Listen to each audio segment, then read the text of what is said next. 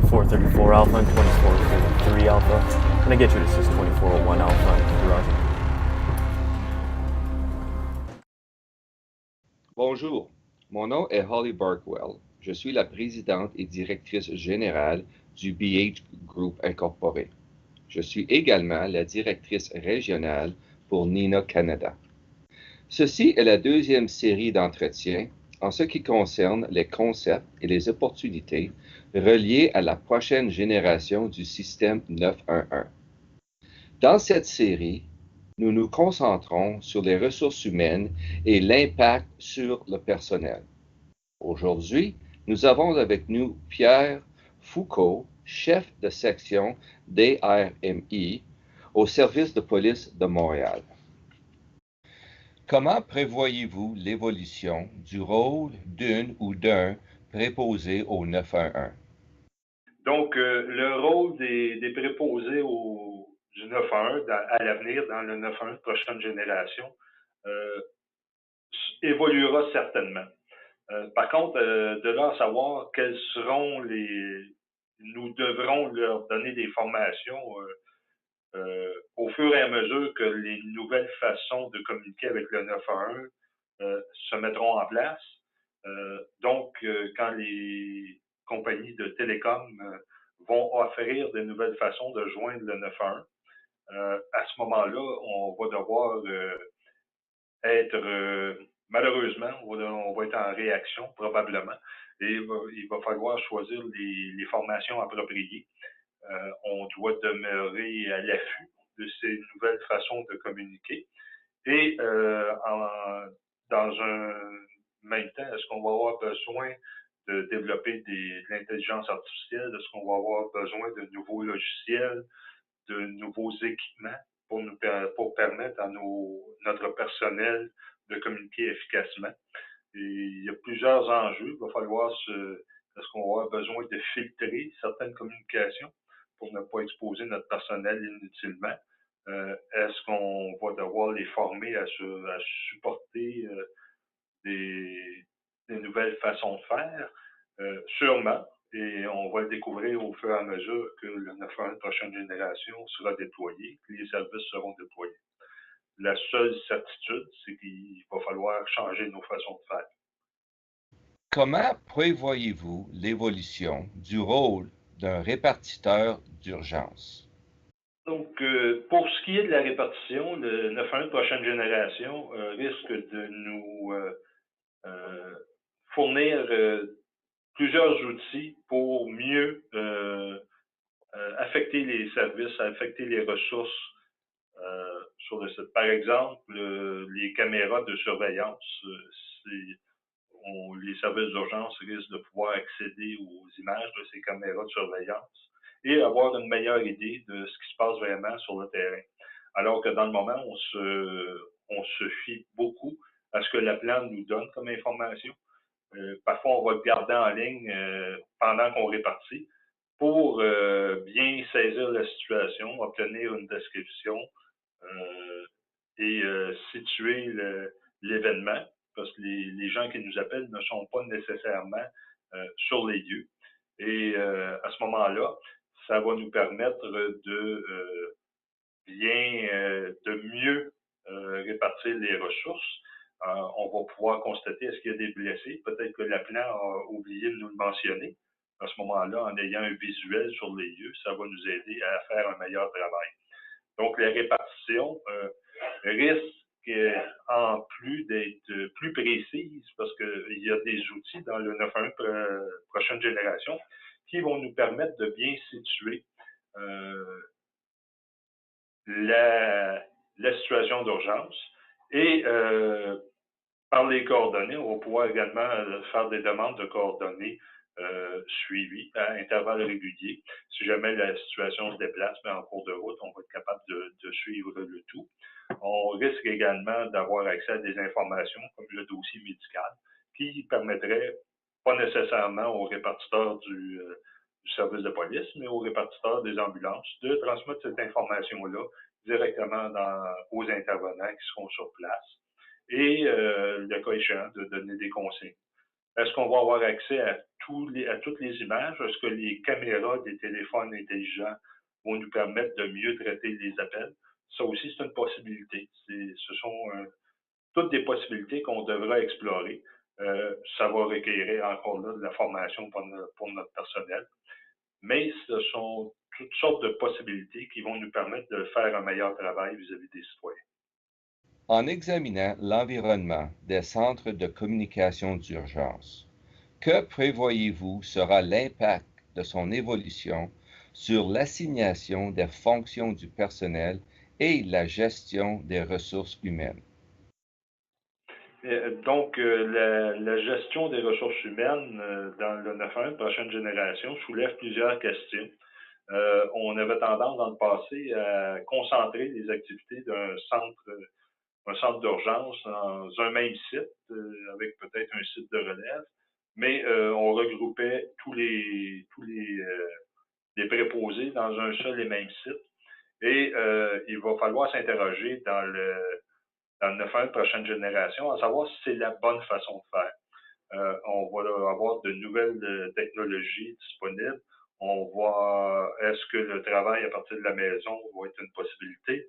Est-ce qu'on doit forcément revoir nos façons de faire, revoir la façon de doter les postes dans nos centres? Il est certain que le profil de notre personnel ne sera pas le même.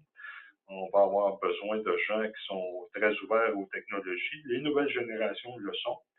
Est-ce qu'on va on doit repenser le tout? Est-ce qu'on doit concentrer nos effectifs en un seul site? Est-ce qu'on peut les, euh, les disperser, avoir différents sites? On a vu dans le passé que lors d'une catastrophe, des fois, d'avoir des gens regroupés sur un seul et même site, quand ce site-là est touché par une catastrophe, ben on perd tout, on est plus capable d'offrir le service aux citoyens. Donc, c'est toutes des choses dont il faut tenir compte. En plus de cela, le personnel demande de plus en plus de flexibilité. On parle de conciliation travail-famille. On ne peut pas se permettre de ne pas offrir un service 24/7 quand on parle du 9-1. Donc, est-ce qu'on peut est-ce qu'on peut travailler ça différemment? Est-ce qu'on peut offrir le service en fonction de sites différents où on regrouperait les gens? Est-ce que ça peut se faire de la maison? Est-ce qu'on doit sécuriser nos équipements? La question de la sécurité se pose. On enquête notre personnel. Il va falloir probablement continuer à le faire. Mais d'un autre côté, les gens qui rendent le service, dans le moment, ont à se déplacer vers un lieu de travail. C'est pas toujours pratique, c'est de plus en plus contraignant pour le personnel. Donc, c'est des choses pour lesquelles il faut s'interroger. Ce qu'on a souvent besoin, c'est est-ce que la quantité de personnel qu'on a besoin va être la même? On soupçonne que ça va être plus, on va avoir besoin de plus de personnel au fur et à mesure, parce que les appels sur les communications sont téléphoniques, sont plus rapides. Est-ce qu'on va garder davantage les gens en communication avec nous avant que les services d'urgence se rendent sur les lieux? C'est l'ensemble des questions qu'on doit se poser. Est-ce qu'on choisit, est-ce qu'on met le même nombre de personnes? Est-ce que les gens peuvent combiner le travail? Dans le moment, souvent, on va séparer le travail de prise d'appel et le travail de répartition. Est-ce que ça a toujours lieu d'être ou les gens devraient se charger d'un événement au fur et à mesure, d'un bout à l'autre de l'événement, et recevoir toutes les communications d'urgence et les regrouper en un seul répartiteur, un seul communicateur d'urgence? C'est toutes des questions qu'on doit se poser. Quels sont les défis associés au recrutement des ressources humaines pour la prochaine génération du système 911? Donc, les nouvelles compétences, les nouvelles habiletés dont devront disposer les préposés probablement d'être capable de ségréguer entre l'information pertinente et l'information qui n'est pas requise pour l'appel. Dans certains cas, si on parle d'un appel d'un incendie de bâtiment, par exemple, seulement le fait de savoir l'adresse et de savoir que c'est un incendie dans une résidence particulière, à ce moment-là, il n'y a peut-être pas lieu d'aller chercher des images. Par contre, si on parle d'un incendie dans une tour d'habitation, ça serait peut-être requis d'avoir des images sur le site pour savoir exactement ce qu'il y en est. Est-ce que l'évacuation est en cours, etc. Donc, un paquet d'informations qui vont être disponibles. Est-ce que ça risque d'être utile au préposé qui reçoit l'appel ou au préposé qui répartit les services? Encore là, il se peut qu'une information ne soit pas nécessairement utile pour la personne qui traite l'appel à l'origine ou la communication, doit-on dire, et ça pourrait être très utile pour le répartiteur. Il pourrait peut-être constater s'il y a des blessés, à ce moment-là, demander des ambulanciers pour qu'ils se rendent sur les lieux. Donc, les nouvelles qualités, peut-être pas une nouvelle qualité, la résilience risque d'être sollicitée davantage. On va avoir besoin de gens qui sont résilients à un plus haut niveau. Si on est exposé à des images perturbantes, ben à ce moment-là, il faut être capable de continuer. Donc, c'est sûrement une des qualités qui va devoir être évaluée dans les nouvelles compétences, les nouvelles habiletés. Est-ce qu'on va avoir besoin de personnel qui vont être davantage au fait des TI là, pour être capable de se débrouiller dans l'éventualité où il y a un système qui ne fonctionne pas tout à fait comme il devrait? Est-ce qu'on va être, ce personnel-là va devoir décrire qu'est-ce qui arrivait exactement? Donc, ce sont toutes des choses qui risquent d'être davantage sollicitées chez le personnel dans le 911 de prochaine génération. Il faut être familier également avec les différentes façons de communiquer, mais les nouvelles générations sont déjà familiers avec ces façons de faire. Et jusqu'à quel point, par contre, quand on travaille les SMS, quand on travaille les vidéos, les différentes façons de communiquer, quand on fait ça pour communiquer avec nos proches ou nos amis, c'est un petit peu différent du contexte de traitement des appels d'urgence, des situations d'urgence. Donc, il va falloir valider vis-à-vis du personnel et pour qu'ils aient ces habiletés-là, qu'ils soient capables de ségréguer l'information qui est pertinente de celle qui l'est moins, de ne pas encore là s'attarder à de l'information qui est moins pertinente, d'être capable de bien choisir les informations pour les transmettre aux répartiteurs qui puissent envoyer service d'urgence. Et encore là, pour les répartiteurs, la capacité de choisir la bonne information et d'aller de l'avant avec ça, ça va être important. C'est complet, la réponse. Quelles sont les compétences de base, les habiletés organisationnelles recherchées pour pouvoir combler un tel poste? Bon, je pense que le recrutement pour les préposés dans le 911 prochaine génération, je pense que toutes les industries vont avoir des difficultés de recrutement. On regarde, les taux de chômage sont rendus très, très bas, un peu partout au Québec, au Canada, entre autres. Et ce sera de plus en plus difficile. On va demander aux gens d'être plus compétents, plus habiles, d'avoir davantage de connaissances et de compétences.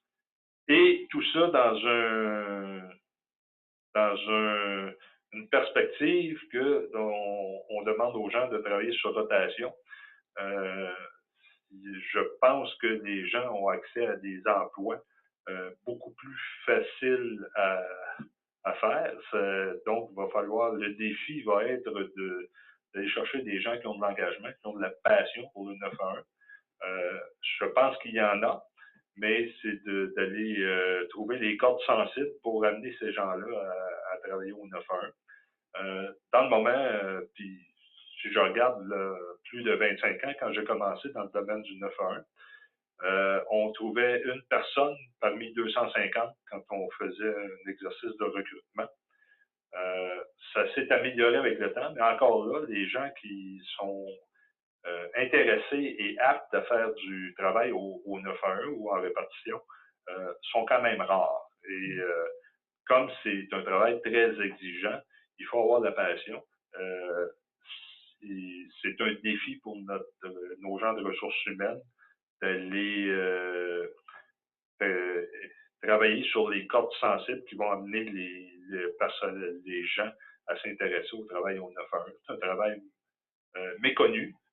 Quand les gens commencent à faire le travail, c'est pas très long qu'ils s'aperçoivent s'ils sont faits ou pas pour faire ce travail-là. Il va falloir trouver des façons d'intéresser les gens à ce travail-là.